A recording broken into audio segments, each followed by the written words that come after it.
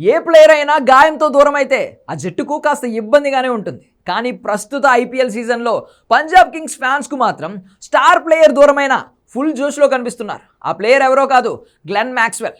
4.2 కోట్లకు కొనుగోలు చేస్తే హాఫ్ సెంచరీ బాదడం కాదు కదా, కనీసం సింగిల్ డిజిట్ స్కోర్ కూడా చేయడానికి తీవ్రంగా ఇబ్బంది పడ్డాడు. అంచనాలు తారుమారు చేస్తూ పేలవ ప్రదర్శనతో అభిమానులను తీవ్రంగా నిరాశపరిచాడు. పంజాబ్ కింగ్స్ జట్టు ఈ సీజన్లో మంచి ప్రదర్శన చేస్తూ ముందుకెళ్తుంటే మ్యాక్సీ మాత్రం పేలవ ఫామ్తో నిరాశపరుస్తున్నాడు. అయితే చెన్నై సూపర్ కింగ్స్తో జరిగిన మ్యాచ్కు అతడి చేతివేలు గాయమైంది. దీంతో అతడు ఆ మ్యాచ్లోనూ బరిలోకి దిగలేదు. అతడి స్థానంలో సూర్యాన్ షెడ్జ్ వచ్చాడు. ఇప్పుడు తాజాగా మ్యాక్సీ గాయంపై Punjab Kings head coach Ricky పాంటింగ్తో పాటు మార్కస్ స్టైనిస్ అప్డేట్ ఇచ్చారు. దీంతో అతడు ఐపీఎల్లోని మిగతా మ్యాచ్లకు దూరం కానున్నట్లు అర్థమైంది.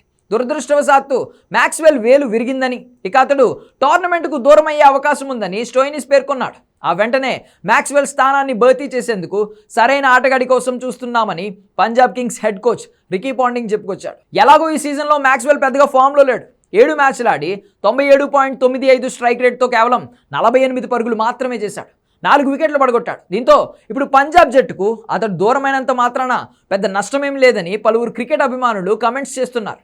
అతడి స్థానంలో మరో మంచి ఆటగాడిని తీసుకొచ్చి ఆడిస్తారంటూ చెప్పుకొస్తున్నారు. ఇకపోతే పంజాబ్ కింగ్స్ జట్టు ఆడిన 10 మ్యాచ్ల్లో 6 గెలిచి పాయింట్ల పట్టికలో 2వ స్థానంలో నిలిచింది.